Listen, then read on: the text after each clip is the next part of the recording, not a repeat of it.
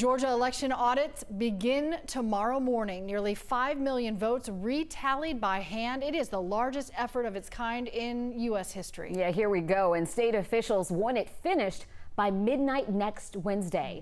Right now, we are still waiting on counties to certify their results. Some of the largest, including Fulton, Cobb, and DeKalb, haven't completed that process. But all 159 counties must be ready to start tallying those ballots again. It is a massive undertaking, and preparations are continuing despite Georgia's top election official going into quarantine. Secretary of State Brad Raffensperger is being tested for COVID-19 after his wife's test came back positive. He plans to self-isolate no matter his test result. There's a lot of pressure to complete this election audit quickly and accurately, most importantly. State election officials hope it will be quieting baseless accusations and conspiracies about voter irregularities. Right now, there's a swath of voters in this state and around the country that'll say those machines cheated. Those machines miscounted. Somebody hacked them. Something happened, because there's no way that that guy won. There's no way that guy lost. In Fulton County, they'll be using the Georgia World Congress Center to start the audit Saturday, with nearly 300 workers helping. In addition to providing greater transparency, the statewide audit will also test Georgia's new voting system. 11 Alive's Doug Richards explains.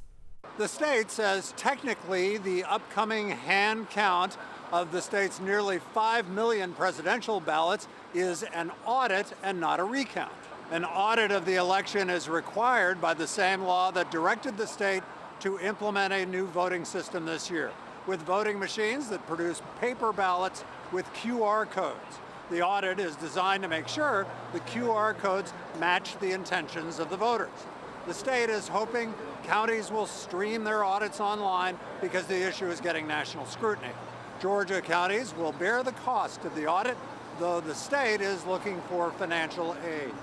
This will be the largest hand retallying by an audit in the history of the United States. We understand that. It is a heavy lift. Because the audit is not technically a recount, state officials say President Trump's campaign could still request an additional recount after the state conducts its hand audit.